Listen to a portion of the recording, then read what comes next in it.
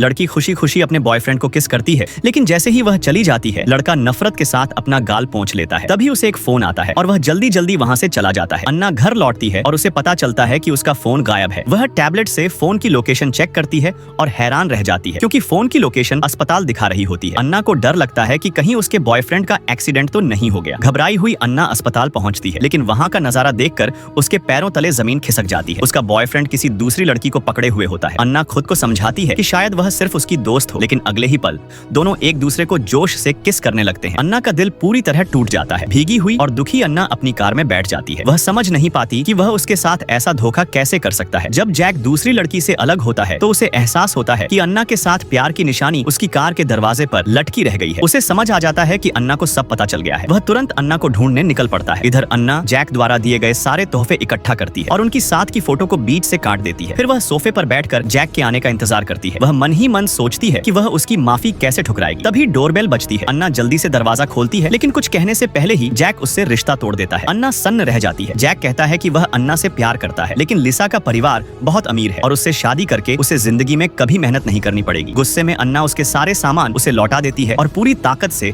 दरवाजा बंद कर देती है। अगले दिन जब अन्ना एक मिठाई की दुकान में कुछ खरीद रही होती है तो अचानक उसकी मुलाकात जैक और लिसा से हो जाती है। दोनों की मीठी मीठी बातें सुनकर अन्ना को घिन आने लगती है। लिसा अन्ना को देखकर अपनी अकड़ दिखाने के लिए उसके पास आती है, लेकिन अन्ना कोई कमजोर लड़की नहीं होती। वह तंज कसते हुए कहती है कि लिसा को इस्तेमाल की हुई चीजें पसंद है। इतना कहकर अन्ना वहाँ से शान से चली जाती है। लिसा गुस्से में उसके पीछे जाने लगती है, लेकिन जैक उसे रोक लेता है। बाहर से मजबूत दिखने वाली अन्ना अंदर से बहुत गुस्से में होती है। अपना गुस्सा निकालने के बाद उसकी नजर सड़क किनारे खड़ी लिसा के मामा की कार पर पड़ती है। वह तय करती है कि जैक को अमीर परिवार में शादी करने से रोकेगी। अन्ना जानबूझकर कार के पास जाकर शीशे के सामने अपना मेकअप ठीक करने लगती है। जब अंदर से कोई प्रतिक्रिया नहीं मिलती तो वह शीशे पर दस्तक देती है और कहती है कि उसका फोन बंद हो गया है और उसे पावर बैंक चाहिए। जैसे ही आदमी शीशा नीचे करता है अन्ना पूरी तरह चौंक जाती है। लिसा के मामा वहीं सीईओ निकलते हैं, जिनका इंटरव्यू अन्ना बहुत समय से लेना चाहती थी। Subscribe for more.